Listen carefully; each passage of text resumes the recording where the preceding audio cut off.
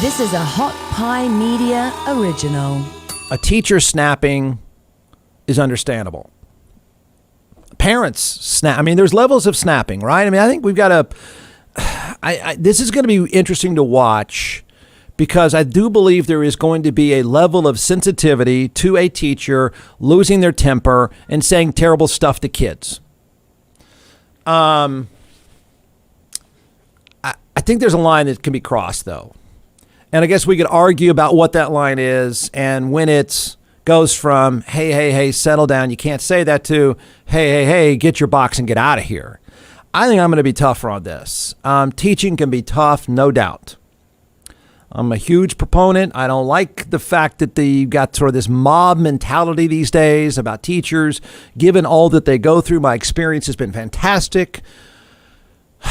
But I get that it's, it's tough anyway. It's really tough now. During a pandemic, dealing with lunatic parents, it's a brutal profession. No doubt. But no matter how tough it is, the students are your job. I mean, mistakes can be made. But when is a mistake too much? What you say. Now, this is not an example, everyone. This is not an example of somebody hauling off and hitting a kid. This is just what she said. And I think in a weird way, I think we're going to end up in different places here. I think you're going to end up saying, oh, come on. She snapped. So what? No, I'm not going to say so what. I'm not going to say so what. You can't call the students morons. They're your job. Any one of you. You call your clients a moron, good night, go away. It's the same thing here. The same standard applies. They are your job. I get it that it's aggravating. I get it. It can feel thankless. I get it that they can be frustrating. Trust me, I've got a carload. You can reach that point. Calling them morons is not okay. You know what? Wishing them that they were dead, you're fired.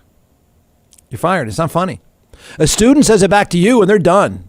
They're in cuffs. They're off, goodbye, and they should be.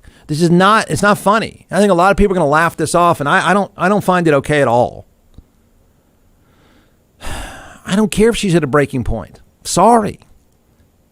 Take a time out, get out of there, whatever. I think she should be fired. This is one of those times when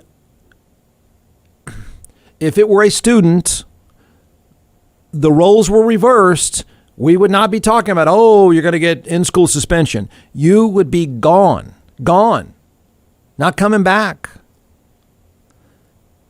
If you call a client, you're probably fired. If you say, I wish my client, to their face, I wish you died, I know you'd be fired.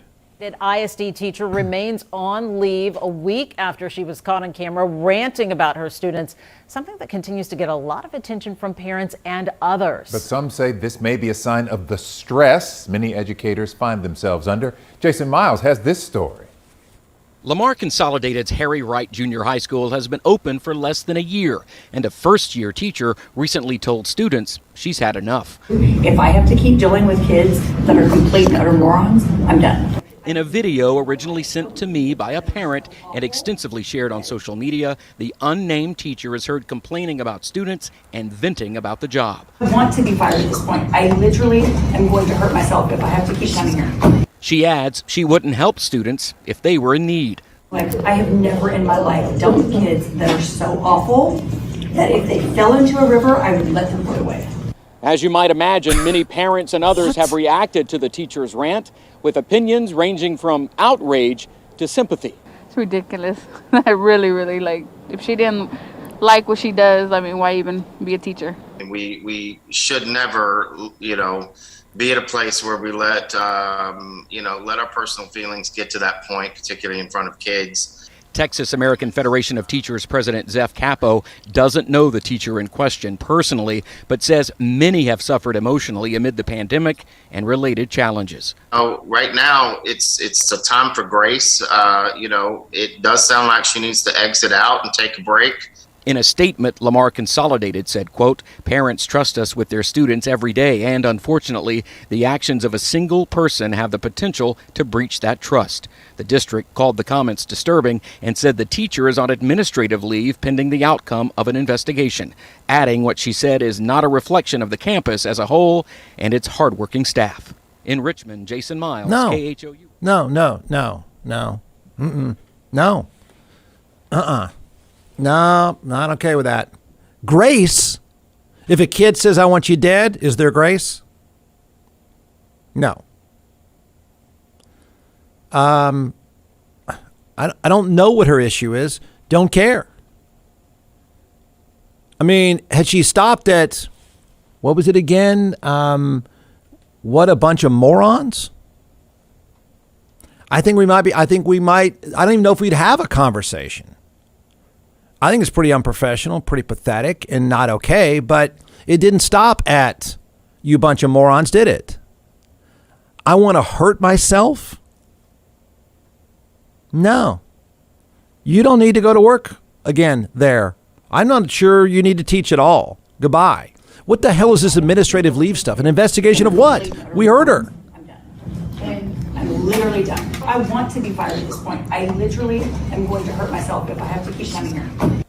You're fired. There. Problem solved. It didn't stop there, though, did it? What kind of thought is that? If you're floating in a river? No. What did she say? Like, that is just bizarre. That's a bizarre line of thinking. The whole thing is not, it's not okay. If you're that out of touch, first of all, you know, for better or worse, you know you're probably going to get recorded. So you have those bad days, you got to check yourself. If you can't check yourself at all, you don't need that job. Okay? You just don't. If you reach that point, that's not your job. It's not a job for you. I'm shocked. No. Yeah, actually, I am shocked at the defense of her. Really am. There would be no defense if it were a 16-year-old kid. None. You'd be snapping and saying, "These punk kids, get them out of here," threatening a teacher, blah, blah, blah. What is she doing? How can she go back to work now, by the way? What was that line of thinking? So she goes from "you morons" to "I'm going to hurt myself, I want to be fired," to that comment about the river? What? I want you to float away? All right, there she goes. I'm done.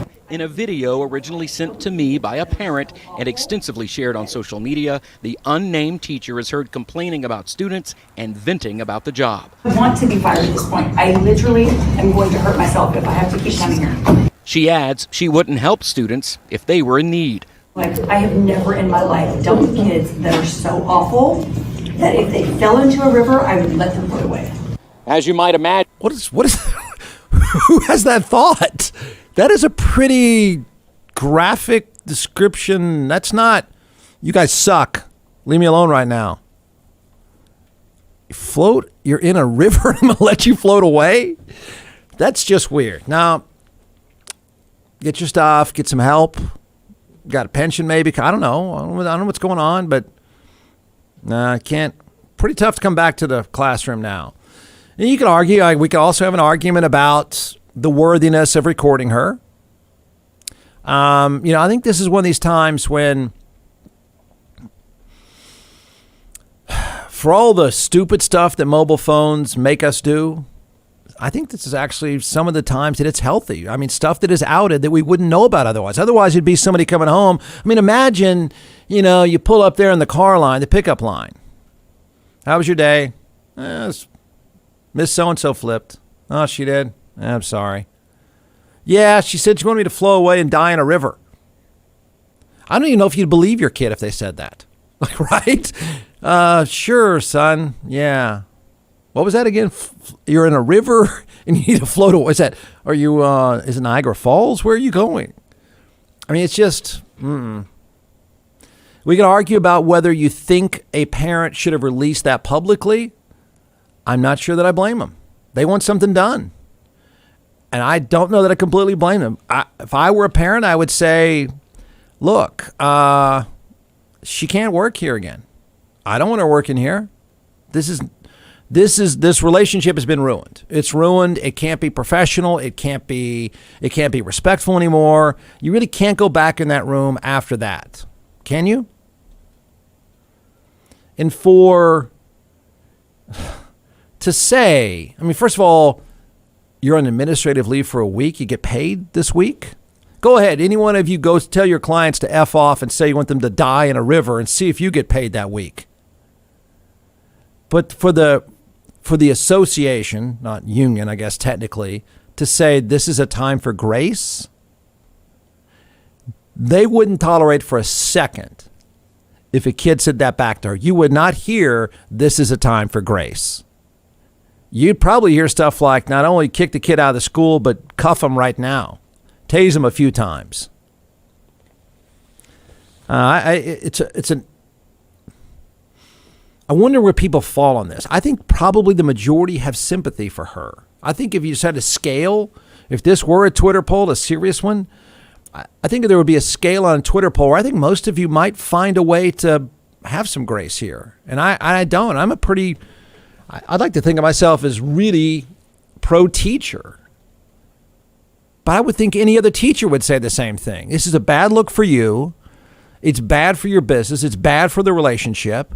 It's everything you're not about. She just violated. Agreed? John McClellan is the co-founder and creator of ATX Hot Sauce, now in all 50 states and several retail outlets as well. So what we're going to do today is we're going to let this social media rock star chef walk us through 4 different sauces, and then I'll taste and we'll tell everyone why they should buy. You can give the science behind these, and then I'll make the simple recommendation. Go to atxhotsauce.com. All right, I don't think anybody's heard the website. Yeah, I know. About you, Jeff, but it is atxhotsauce.com. I'll say I got that one right. 45 times, atxhotsauce.com. So let's do it. I brought 4 flavors here, and we're going to test your palate today. Okay. And I only brought 4 because I didn't think you could handle 5 or 6. Yes, probably a smart move. Yeah. And so the first one we're going to try here, it's called Beet Heat. And just like the name implies, it has beets in it. It's made with red Fresno peppers. Red Fresnos are red peppers that are they're hotter than a jalapeno and a little bit less than a serrano. So not super hot here, just a lot of really good flavor. So we're going to start with this one, and then we're going to move up the chain. Okay. I've had the Beet Heat, but okay. Yeah, we're going to try it though. It goes well with a cab. All right, Jeff's savoring Beet Heat. I'll even do it with you, so that should be all right. Now remember, it is hot sauce. Yeah. Oh, it is. It's hot sauce. Trust me, man. Wait, is that one hot to you? No. A little. Yeah. The great thing with the fermentation process is you get a bunch of the flavor right up front. Yeah. And then the heat comes, but then it dissipates pretty quickly, especially with the red Fresnos. This is not a very spicy one, but it is a very tasty one. Goes on great on sandwiches. Beet Heat. Beet Heat. B-E-E-T. Heat. All right. Go to atxhotsauce.com. That's right. I found somebody I cannot get enough of. I find him in a world of plastic people, in a world of, say that for Aaron Rodgers as a superstar. There's a lot of superstars that are Dak Prescott-like. They're just sort of boring characters, and that's good. That's how you want them. But in my business, you want them to be out there. Aaron Rodgers is worthy of conversation because he's out there.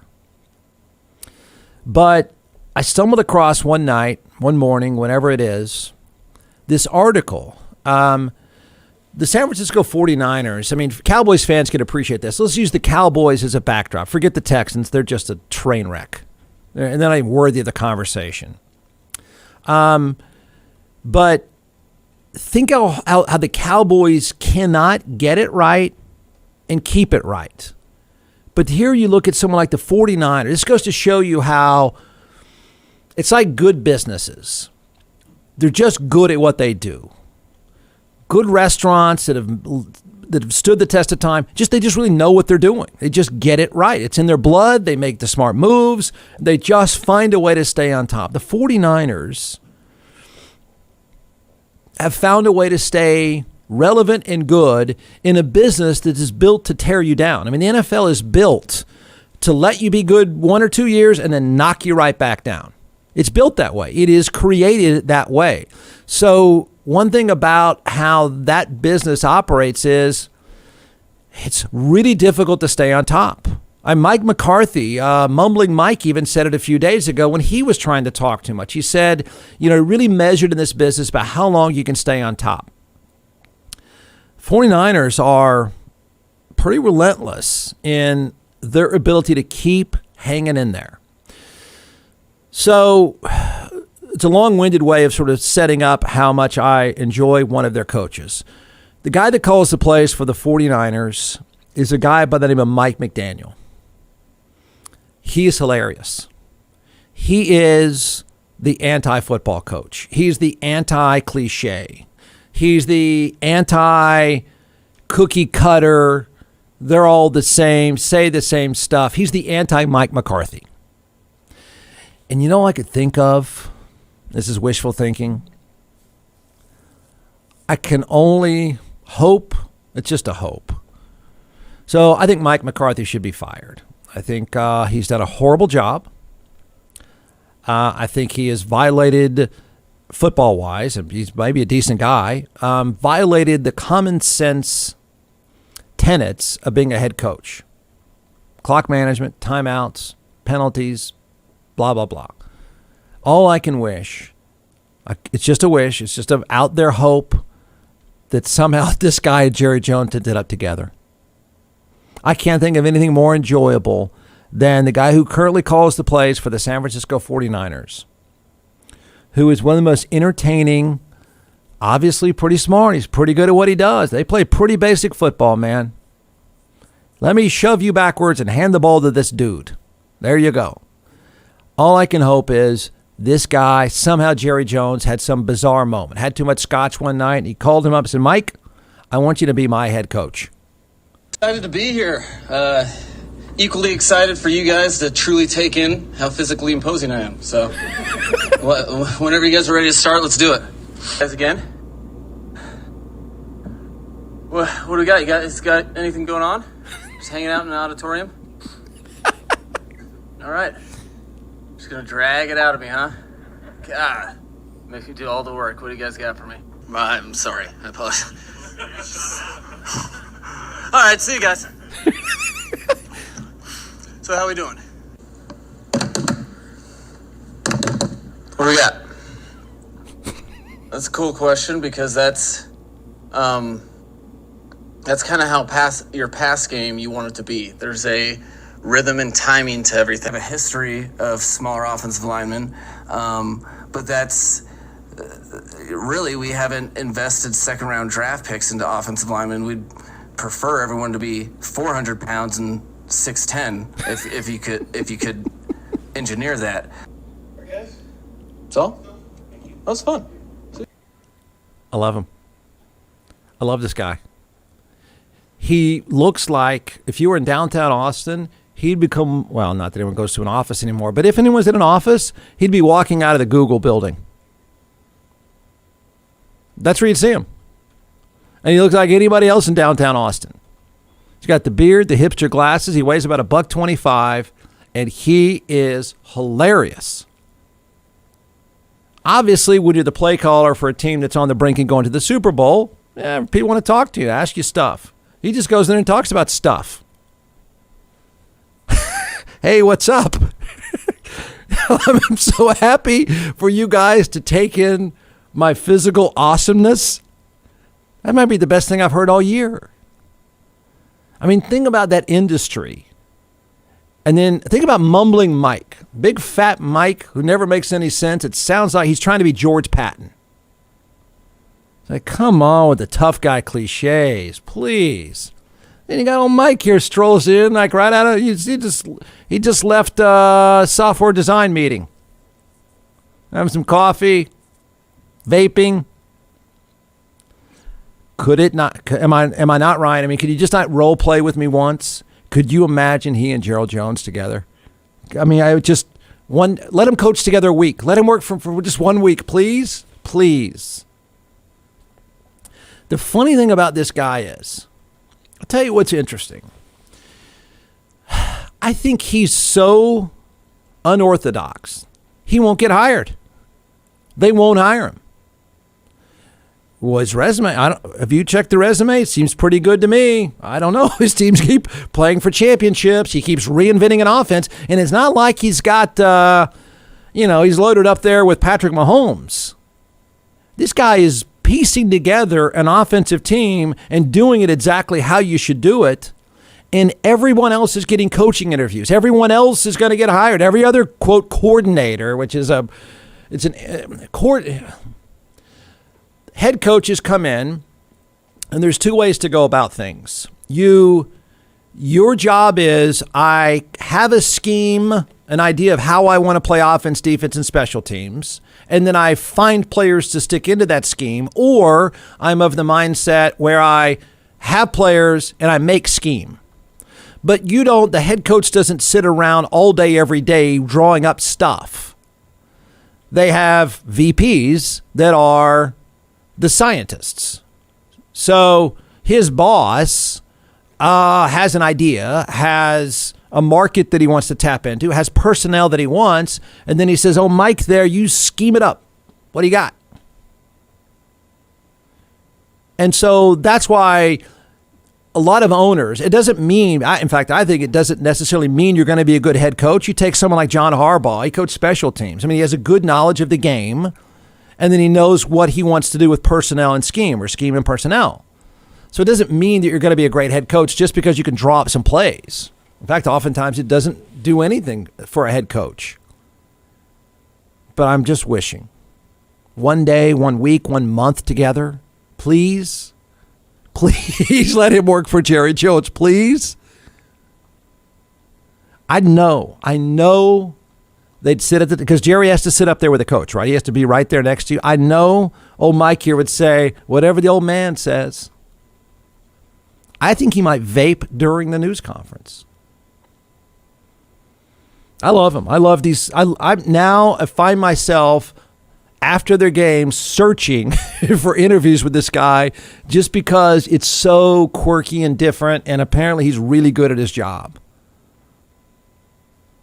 I mean, this is like, what is it, a 1.5 minute highlight of his news conferences this past year. Excited to be here. Equally excited for you guys to truly take in how physically imposing I am. So whenever you guys are ready to start, let's do it. Guys, again. What do we got? You guys got anything going on? Just hanging out in an auditorium? All right. Just going to drag it out of me, huh? God. Make you do all the work. What do you guys got for me? I'm sorry. I apologize. All right, see you guys. So how we doing? What do we got? That's a cool question because that's kind of how your pass game you want it to be. There's a rhythm and timing to everything. I have a history of smaller offensive linemen, but that's really, we haven't invested second-round draft picks into offensive linemen. We'd prefer everyone to be 400 pounds and 6'10", if you could engineer that. That's all. That was fun. See you guys. Excited to be here. You got to watch him. I mean, he's telling you, you go and have coffee somewhere downtown, and there's like 40 of those guys in line right now. Hey, what's up? Hey, what's going on? I mean, I'd love to see. I wish, Hard Knocks, the show. I wish it would be them, because I'd love to hear the conversations. Hey, he's got Jimmy Garoppolo in the NFC Championship game. Okay, that's some good work.